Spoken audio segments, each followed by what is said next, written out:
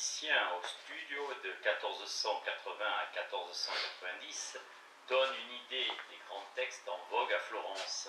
Strass, les fastes d'Ovide, Virgile, Hésiode, Perse, Homère, les quatre Sibylle, Manto sur Virgile Rusticus, sur les bucoliques d'Hésiode et de Virgile, Ambra sur Homère, Nutricia sur la puissance de la poésie en son illustration en vers latin, et constitue un répertoire des motifs pittoresques, des symboles mythologiques chers à l'époque, dans la dernière des Sibylle, la prééminence de la poésie affirmée par Landino est reprise et célébrée avec une ampleur oratoire qui font en un même ressort mystérieux de l'âme l'inspiration, la vision de l'univers, l'enthousiasme.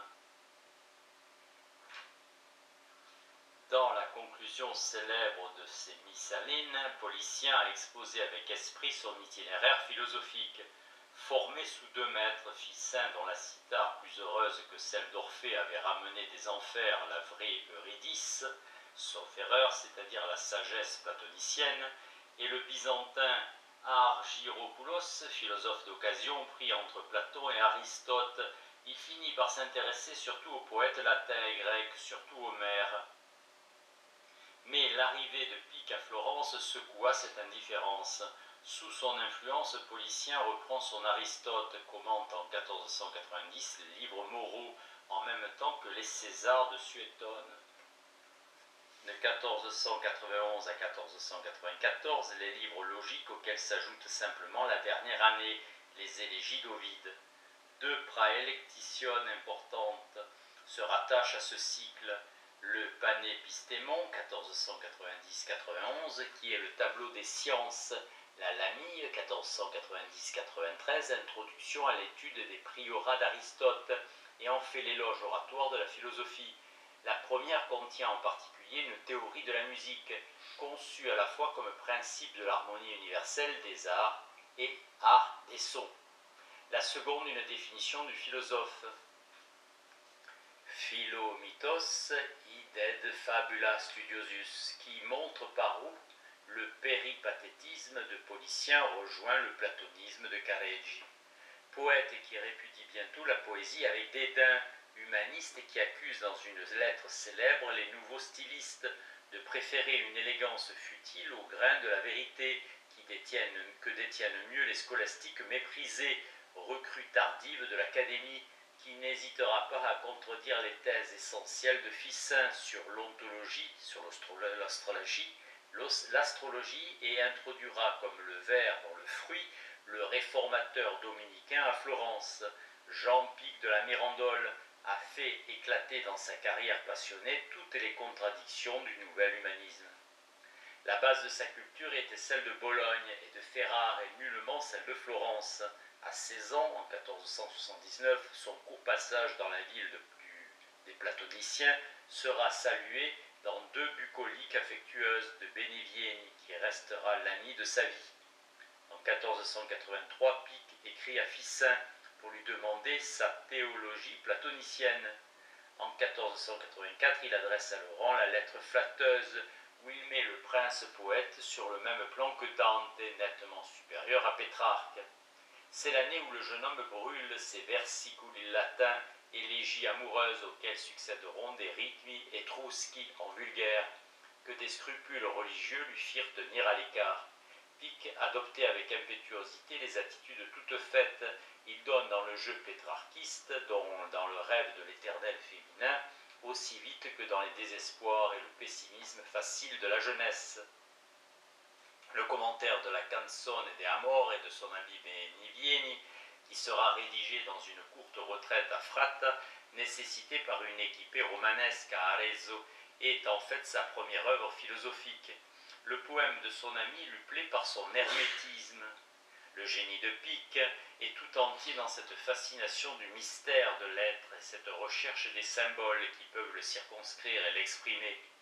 Avec plus de curiosité intellectuelle que Landino, qui reste en somme attaché aux formes anciennes de l'humanisme, plus de ferveur que Policien, plus d'indépendance que Ficin, Pic aborde, entrecroise, abandonne l'un pour l'autre tous les moyens traditionnels, hermétiques, exotiques même, de la spéculation. Tantôt il semble vouloir élargir les données du savoir par les traditions les plus lointaines de l'Orient, tantôt il aspire à le concentrer en forme dense et pressante. Après l'attrait de la scolastique, il subit celui de la Kabbale, dont il ne se flatte pas peu de pénétrer seul des humanistes les arcanes. Après avoir contredit les complaisances esthétiques de l'humanisme, il provoque les théologiens de Rome. Il irrite Ficin, dont il refait ou aspire à refaire chaque ouvrage. Il résiste même à Savonarola, devant qui il maintient dans l'entretien à l'Académie martiane, rapporté par Trinito, l'accord des antiques théologies. Moïse, Mercure, Zoroastre et Pythagore, avec l'enseignement du christianisme. Une telle rapidité dans les mouvements de la pensée, un passage si impétueux qu'il semblerait parfois inconsidéré, à travers les problèmes de la philosophie, révèle admirablement l'inquiétude et l'impatience spéculative qui sont peut-être la gloire du Quattrocento, essayant d'embrasser à la fois la signification plénière de l'individu et celle de l'universel. Fierté de cœur, orgueil de l'esprit qui explique la séduction exercée par Pic, héros apollinien, sur les Florentins les plus avertis. Le jeune savant est coutumier des exclamations enthousiastes qui dépassent toute connaissance méthodique. Tant dans la vision lyrique, presque l'extase. Il incarne parfaitement le furor animi qui fait du philosophe un inspiré, une sorte de poète dionysiaque. On a noté dans les dernières années de Pic, ascétique et pure, une indifférence croissante envers les rites de l'Église, et déjà ses conclusions parlaient en ce sens. Mais il serait erroné de ne voir dans son œuvre que l'esquisse d'une religion de l'esprit pur.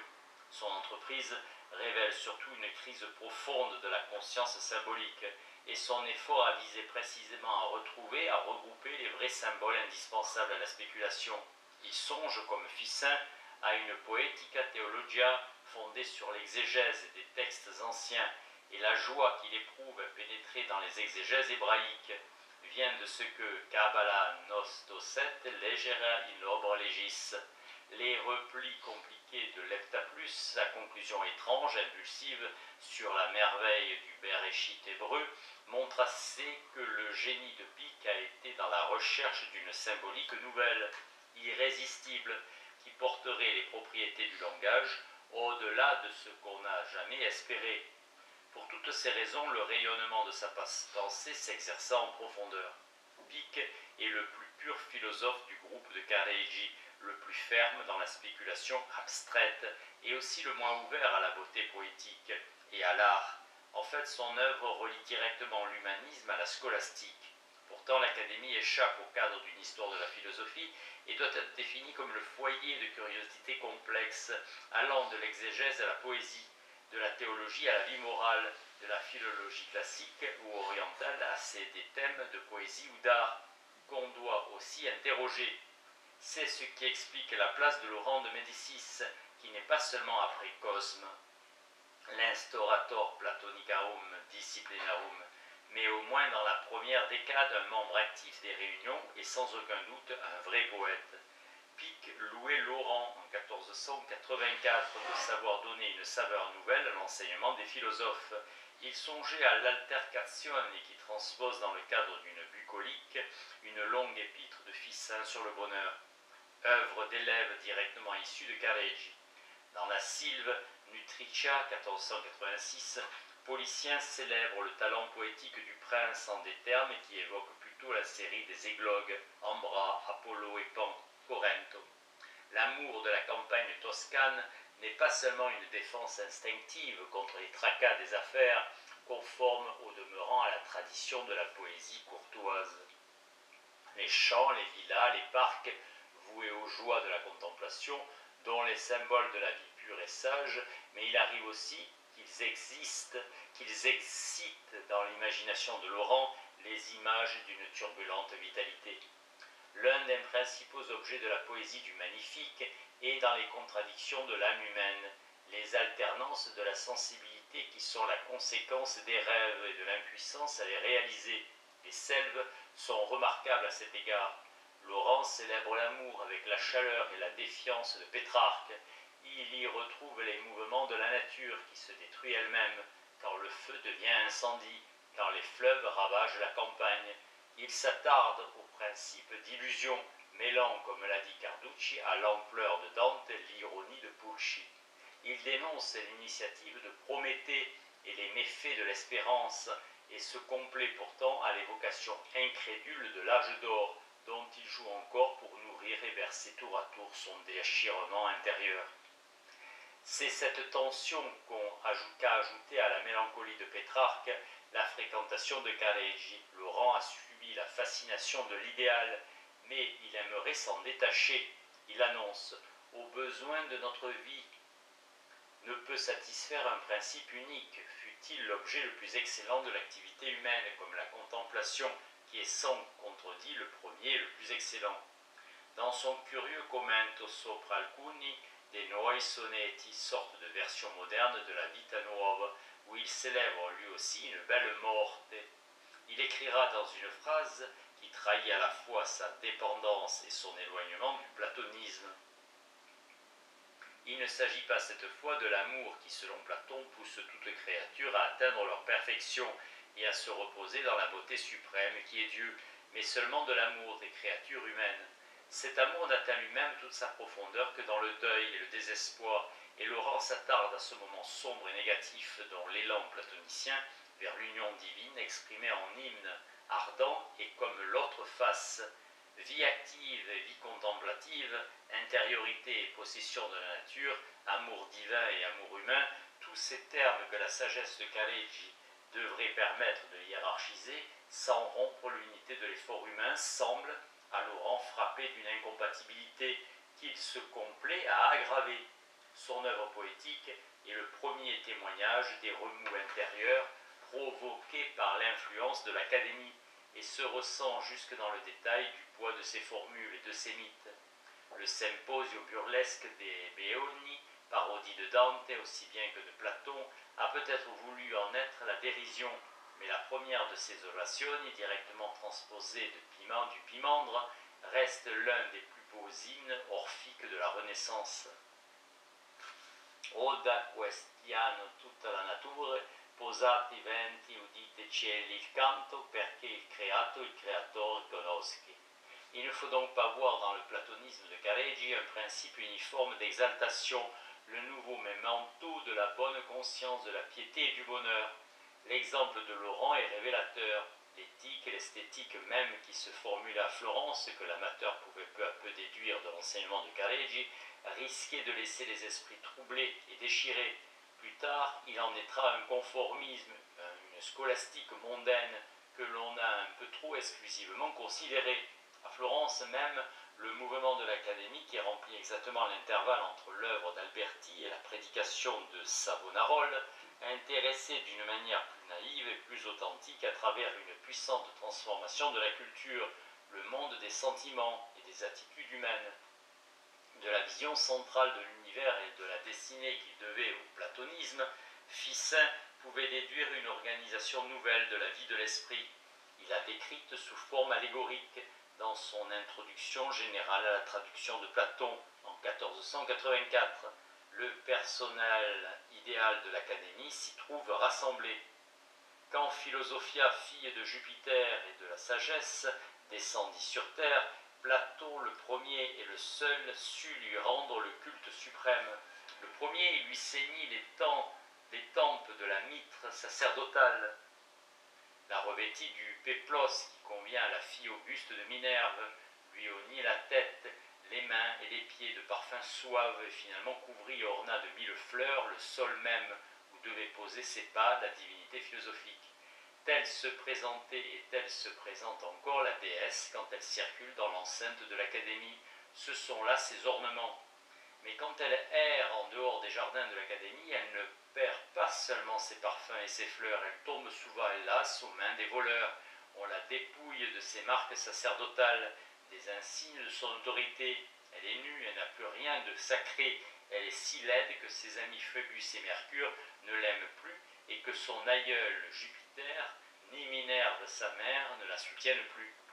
Mais dès que sur le conseil de sa mère, elle rentre dans l'enceinte des jardins de l'Académie, elle reprend son ancienne apparence et trouve le repos du pays natal.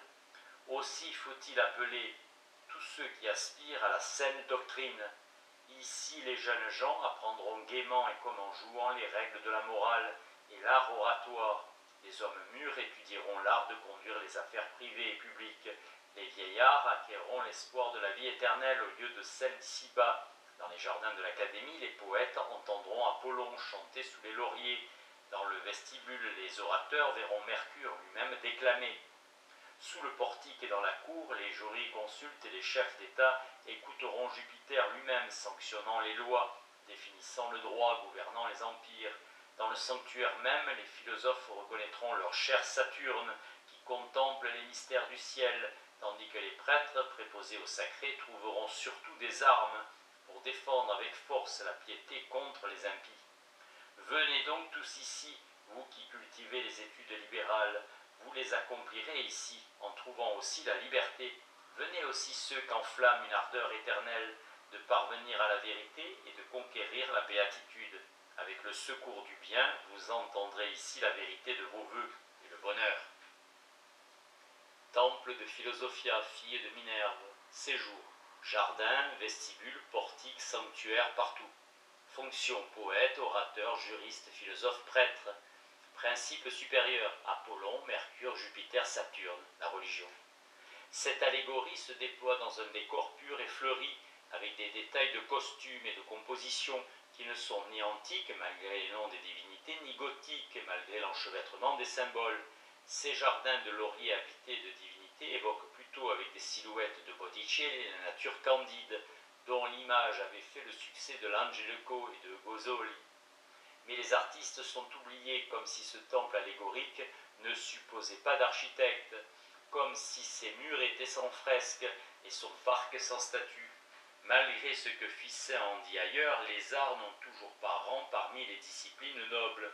Gens d'études et de cabinet, les membres de l'Académie se sentent encore séparés du commun des mortels par la familiarité des langues anciennes et par le cérémonial intellectuel qui s'en nourrit.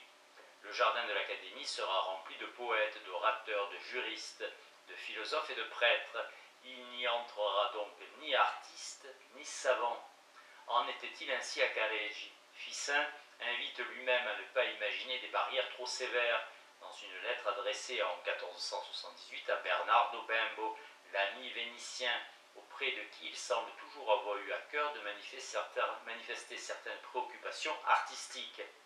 Cette épître doctrinale introduit un élément nouveau dans la description de l'Académie idéale. Les philosophes dans leurs débats, les orateurs dans leurs déclamations, les poètes dans leurs chants s'efforcent souvent d'exhorter les hommes au véritable amour de la vertu. Je les en loue et admire, mais à mon avis, si la vertu n'était jamais portée au milieu de nous, elle déciderait plus aisément et avec plus de poids que les mots, les hommes, à la suivre. Il est vain de faire l'éloge d'une jeune fille à un adolescent et de la lui décrire pour l'inciter à l'amour, quand on peut offrir à ses yeux la forme même de la belle personne. Désigne la beauté et tu n'as plus besoin de paroles. On ne saurait dire en effet combien la vue de la beauté inspire plus aisément et plus violemment l'amour que l'évocation par les mots. Si nous pouvions présenter l'aspect merveilleux de la vertu aux yeux des hommes, nous n'aurions plus besoin de notre rhétorique. Elle persuaderait elle-même plus vite qu'on ne pourrait le penser. Suit une évocation allégorique de la figure parfaitement belle et vertueuse, une sorte de canon moralisé, et Ficin conclut. Allons, amis, tenons toujours devant nos yeux l'image et la beauté divine de la vertu. Elle nous attirera par sa gracieuse splendeur, nous raviva sans fin par la douceur de son ordonnance et de son harmonie, et nous comblera de ses bienfaits. L'éloquence, chère aux humanistes de la période pétrarchiste, semble ici désavouée au profit de l'imagination, et la pièce est à verser au dossier du Paragone, cher à Léonard. Cette lettre, qui est peut-être l'écho de discussions tenues à Careggi, permet déjà de réduire la distance morale qui séparait le cercle des humanistes du monde artistique, et l'on ne saurait trop insister sur le fait que l'on découvre parmi les amis de Ficin et les familiers de Careggi la plupart des clients attitrés des grands ateliers florentins, les patrons des peintres et des architectes en renom, des Vespucci Ostrosi, des Rucellai à Laurent ou à son cousin Laurentius Minor, il n'est aucun des amateurs de l'art moderne qui ne soit de près ou de loin en contact avec l'Académie. Mais n'inscrira-t-on dans le groupe aucun nom d'artiste? Il n'y a finalement aucune raison de minimiser, comme on le fait d'ordinaire, le rôle joué par Alberti parmi les promoteurs de l'Académie et les confabulatores de Ficin. Autant que l'humanisme, le théoricien des arts et de l'architecture moderne ne peut pas ne pas avoir influencé un milieu si préoccupé de la beauté et de sa place dans la vie de l'esprit. C'est ce qui sera examiné plus loin, et seule la pauvreté de nos informations empêche de préciser également l'importance d'un personnage comme Antonio di Tuccio Manetti, architecte et mathématicien en renom, fort lié avec Ficin, qui lui dédiera sa traduction du De Monarchia de Dante, et son De Amore. Enfin, il n'est pas sans intérêt de voir Ficin lui-même mentionner amicalement au détour d'une lettre à un Vénitien écrite vers 1480 Antonius noster pictor et sculptor insignis. Le philosophe remercie son correspondant du salut qui lui a transmis hier sur la place notre grand peintre et sculpteur Antonio. C'est pour Ficin l'occasion d'une phrase brillante et recherchée où il joue sur la qualité du messager. Il a si bien peint ton visage au nôtre, si bien sculpté tes sentiments dans les nôtres, que tu nous semblais clairement devant nous. Ce n'est pas la seule mention à relever. Un autre document prouve l'attachement du philosophe de Careggi au frère Pollaiuolo, qui ne semble pas avoir été signalé jusqu'ici. Une note épistolaire très brève de Antonio Ivano de Sarzane, chancelier de Pistoia, nous apprend qu'il vient d'accueillir Petrum Pulariolum Alterum Prasitelem et ajoute qu'il l'a fait d'autant plus chaleureusement qu'il le sait extrêmement cher à Ficin, vehementissima affectum. Il s'agit évidemment d'une réponse à une lettre de recommandation apportée par l'artiste au moment où celui-ci présentait au fabricien de San Jacopo de Pistoia son projet de tombeau du cardinal Forteghieri, ou quand un peu auparavant il recevait la commande de l'hôtel du Corpus Domini pour la cathédrale. On ne saurait tirer beaucoup de conclusions d'indications si fragmentaires. Elles invitent du moins à faire la part du silence accidentel et à ne pas nier à l'avance des rapports que peuvent toujours établir un document nouveau, un texte mieux compris. D'autres maîtres que les Pollaiuolo ont certainement été en contact avec Ficin et ses amis. Le caractère littéraire du milieu ne doit donc pas interdire de rechercher dans les thèmes familiers de l'Académie et dans la doctrine de Ficin les éléments intéressant l'art et la culture artistique.